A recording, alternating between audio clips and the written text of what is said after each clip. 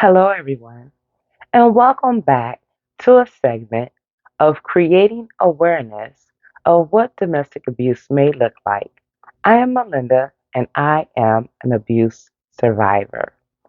So, this week, we are going to be talking about coercive control. And this is very near and dear to me because I have definitely experienced this. And I will say that if you have experienced this before, or if you are currently experiencing this, this may be a very sensitive topic for you, for us. So we'll start with the scripture, and this is from Judges chapter 16, verse 15 through 16. It's the story of um, Samson and Delilah. So I'm only going to use two verses. So I definitely encourage you to read the full story. So this is Judges 16, 15 and 16. And she said unto him, How canst thou say, I love thee, when thine heart is not with me? Thou hast mocked me these 3 times, and hast not told me wherein thy great strength lieth. And it came to pass, when she pressed him daily with her words, and urged him, so that his soul was vexed unto death. So, what is coercive control? This is my definition. Coercive control is when your toxic mate uses manipulative tactics such as intimidation, isolation, and monitoring in a repetitive sequence to gain and maintain power and control over us by inducing fear so we become compliant. This could look like gaslighting, guilt tripping, and intimidation and other forms of manipulative tactics to keep us in line. So, what are some signs of coercive control? Isolation. Isolation, it may show up slowly and gradually over time. Let's say the both of you plan to attend a family function, and on that day, and I've used this example before, and on that day of the event, your partner will find ways of delaying you from attending, or you just won't attend at all. They might take you out to eat somewhere for hours, um, ask you to help them find an outfit for the event. And when you look up, all of a sudden the event is over. Time has just gone by and you never made it to that function. This is also another event, could be maybe you're being honored for something. Like I was once honored for Employee of the Month, and the person that I attended this event with, they took me out to eat where it took hours for us to get food. And just as the event was about to start, I'm like, hey, we got to go. We got to get out of here. This event is starting soon. They said, well, go ahead. I'm going to order something else to eat. So I left, started getting prepared and ready. They waited for their food. When they came, the event had already started. I'm dressed. Now they want to shave. They want to shower. Um, they want to get dressed slowly. And the event has already started. And I'm waiting on this person so that we can attend this event together. Another thing that they may do, however, I did end up going to the event very late.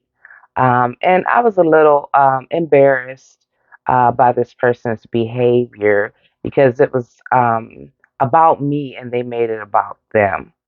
So another thing a person might do, toxic mate might do, is they will monitor how you spend your time.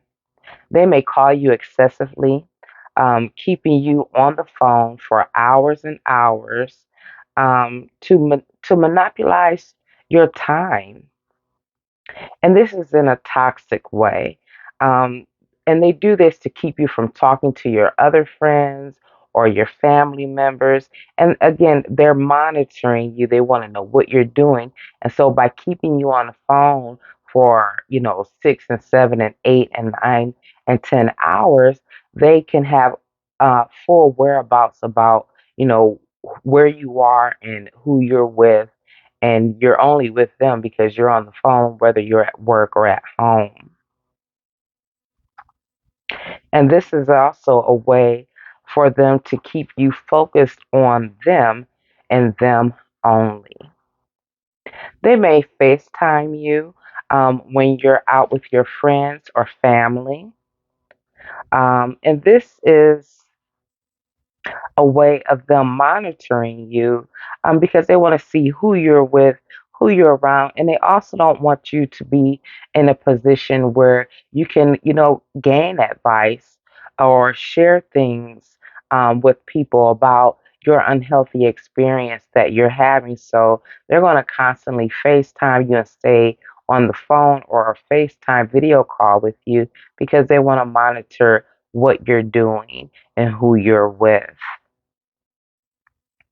One of the ways that I was monitored in a relationship with someone is not only would we spend, 8 to 10 hours on the phone during my work schedule, but then after we would immediately hang up, we weren't living with one another.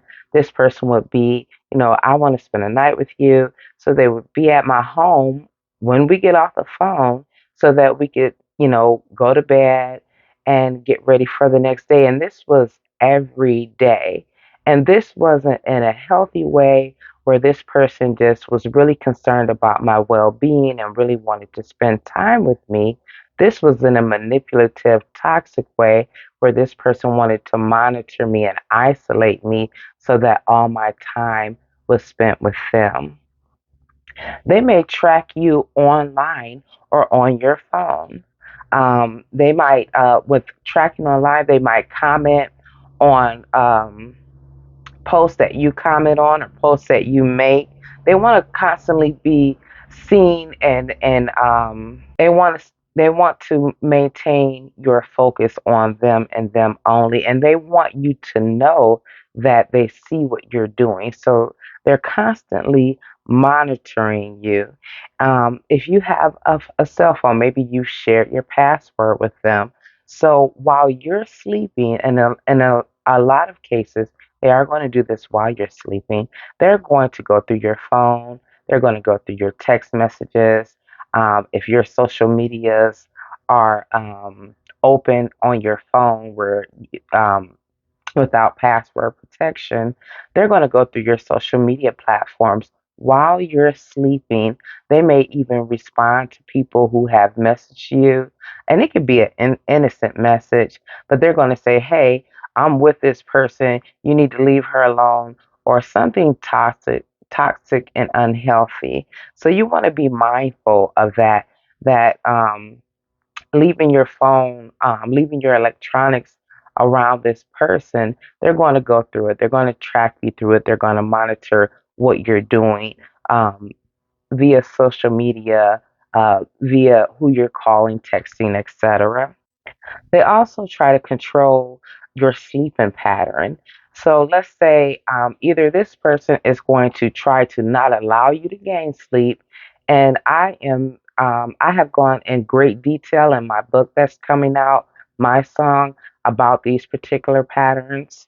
But they're going to they may either steal your sleep where they won't allow you to get rested around them. They're going to constantly keep you engaged, waking you up, and won't allow you to sleep. or they're going to try to manipulate you in another form of, well, I'm ready to go to bed, so you need to be ready to go to bed. We should be sleeping together, even though you might not be tired. You might have other things that you want to do. They're going to use that guilt trip that, I came over here so we could go to sleep, so let's go to bed. You can do that when you wake up, or maybe you should do that at another time. But you find that you never have time because you're constantly um, being coerced by this person to, you're giving them your time. You're giving them all of your time because that is what they want from you. They might even try to control how you dress, what you wear. They might make little criticisms. They might make little criticisms about, you're too old to be dressing that way, or, you shouldn't wear that, or where are you going looking like that? You know, I'm going with you. That's in the book, y'all. But they might try to control how you dress and what you wear, and you shouldn't show cleavage, or you shouldn't wear certain items, and to the point where it'll drain you, to where you will be trying to appease them to the point where you are losing your self identity.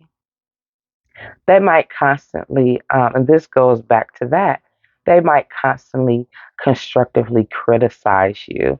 They're going to devalue you every opportunity they get. They're going to belittle you, and they're going to verbally abuse you. So you want to be mindful of these things. If you feel that a person is verbally abusing you or attacking your character, and I'm talking about, just minimal things. Oh, you have expensive taste. Oh, you're so perfect, huh? You're just so perfect. These are devaluing phases to make you feel low about yourself, to give you low self worth. They want you to constantly seek their validation and approval when they are doing this.